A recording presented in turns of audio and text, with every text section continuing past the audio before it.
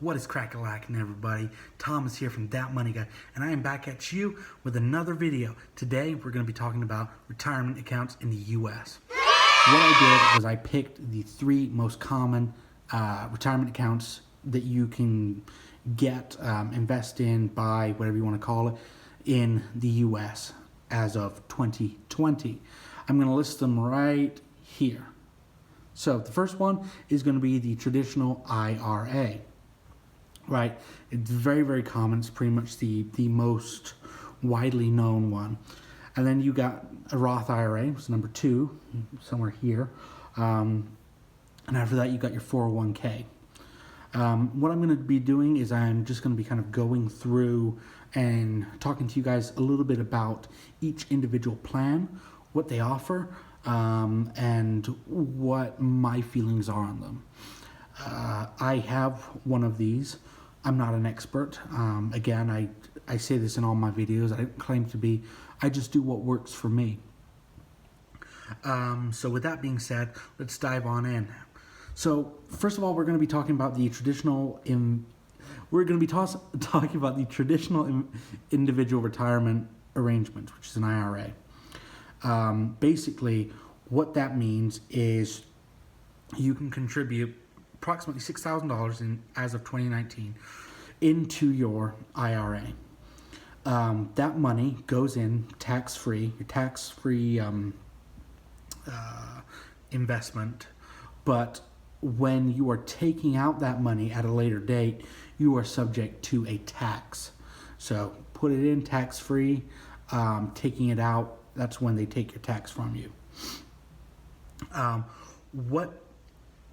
What happens is you have different age brackets.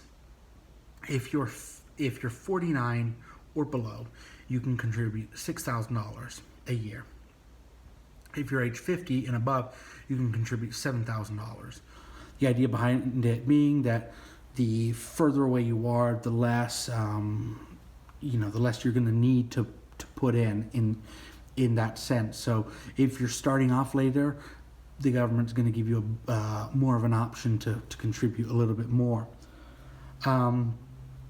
The balance of your IRA is always going to grow tax deferred. That means there's no tax on it.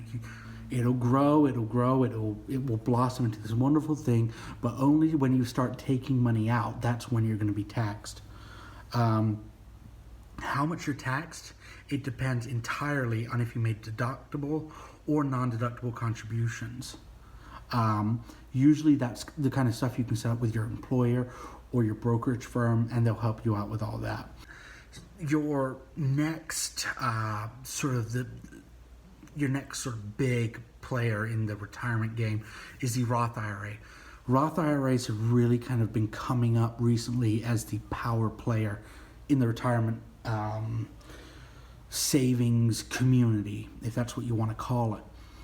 And a Roth IRA, I'm sure a lot of you folks know, again, because it's been so talked about recently. Roth IRAs are pre-taxed. And what that means is, I want to put $1,000 into my Roth IRA account. And the government's like, yeah, fine. You put that money in, but what we're going to do is we're going to take out our chunk now. 30, 40 years down the line, when you're in retirement, when you're above the age of, I think it's 60, or 59 and a half actually, then you can take it tax-free. Hey, we won't touch it, we won't touch you. But before that, as you're putting the money in, that's when we're going to take out our share. Those have been growing in leaps and bounds right now. People mainly are buying that in because at the moment we know what our tax bracket looks like, but we won't be able to calculate what it's going to be like in years to come.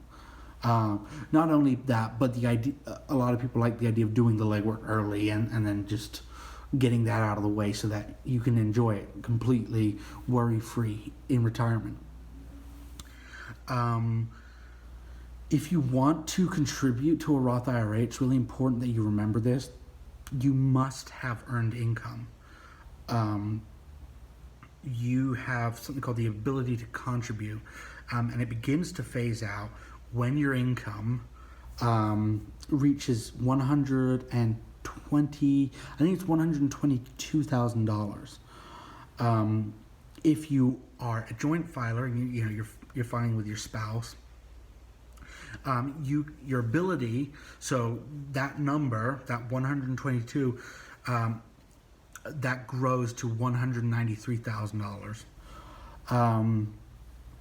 Again, it's something more geared towards people that they kind of want to get the legwork out of the way. They want to take care of it now and not have to worry about it later. And the final kind of big one here is the 401k plans. Basically, the 401k plan is a plan that's usually, the idea is that it's offered by a company. You can choose to make pre-tax contributions, and what that'll do is that will reduce your taxable income. So instead of making $60,000 a year and that shows up as taxable income, that's gonna shrink, helping you kind of year to year. The money, again, it will grow tax deferred, so you're not going to pay anything on that growth. But like the traditional IRA, you're going to pay on withdrawal. So every month or however you've set that up, is you're going to pay a little bit, when you take it out. Your contribution to that in 2019, I believe, is as a single filer, I think it's $19,000 if you're under the age of 50, and if you're above the age of 50, you can contribute $25,000. The idea behind that is, I think the way it works, the way these 401k plans work, is it's beneficial to the company. It gives them, I believe, a tax write-off. It's beneficial for you because it's all kind of set up and you can just kind of put it and not really kind of worry about it. Something that I would really just kind of recommend looking into or asking about, and I know this because when I used to work in corporate, we had this problem. We didn't have to pay for it, but there are account maintenance or account management fees.